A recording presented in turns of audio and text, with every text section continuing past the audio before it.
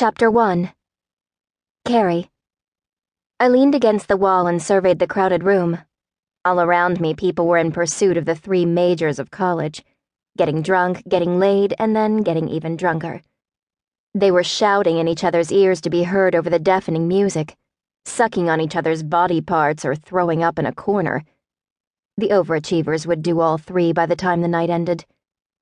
It was freshman year at its finest, and I was the only freshman not fitting in. But at least no one had been paid to hang out with me at this party.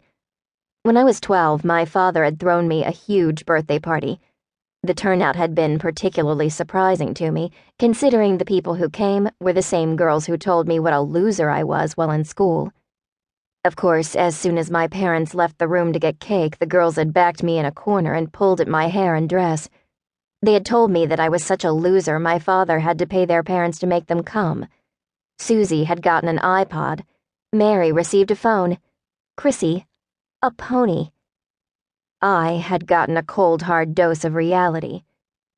A tall guy bumped into me, hauling me out of memory lane. His beer tipped and spilled all over my open-toed sandals. The cool liquid was almost a welcome change from the stifling hotness. "Oh shit, I'm sorry." He dropped to his knees and started patting at my feet with the closest object he could get his hands on. It looked like a shirt. "I wasn't watching where I was going." I laughed and shook my head, dropping a hand on his shoulder. He felt a tiny bit sweaty, but who could blame him? It was freaking hot. Don't worry about it, seriously. "No, it's not." He lifted his head and his eyes went wide. "Oh, fuck. Do I know you?" My smile slipped a little bit, but I forced it back into place. He wouldn't recognize me.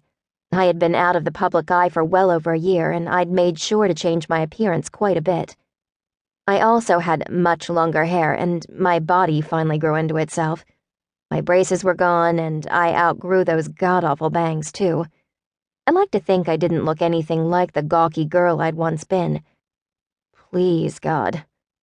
No, I don't think so. But don't worry about my feet. It's not a big deal. I was just leaving anyway. He stood up. "Are you sure?" Positive. I smiled at him, hoping my sincerity showed. Thank you, though. He gave me one more smile and headed back toward the bar. I watched him go before I worked my way across the room. I needed to get out and breathe some fresh air.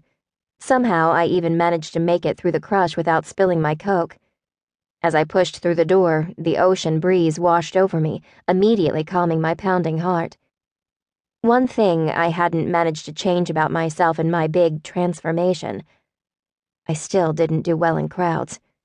I never should have listened to my new roommate, Marie.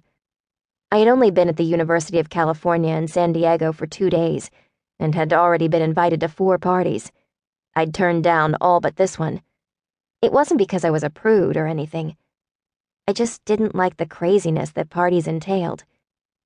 After all, I had ultimately picked this campus because the occupational therapy program was excellent, not because of the parties. It also had the added bonus of being on the beach and as far away from my parents as I could possibly manage, without leaving the country.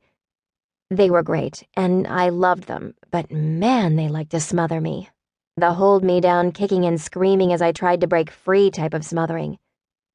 That was the last thing I needed at this point in my life. I needed to try to be on my own, to try to make my own place in the world, and for once I was really, truly on my own, outside of a raging party that I didn't belong in, hiding in dark shadows that hid only God knew what. But still, awesome. I kicked off my sandals and trudged down the sandy hill to the dark beach, sinking my toes into the chilly sand.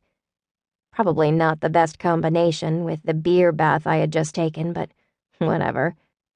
My mom and dad had never let me walk barefoot in the sand. It was too unclean, and syringes might be buried deep down, plus other unmentionable items Mom blushed just thinking about. She couldn't even say the word condom, for cripe's sake. I was convinced I must have been conceived via subliminal messaging or something. My parents were far too proper to do the down and nasty.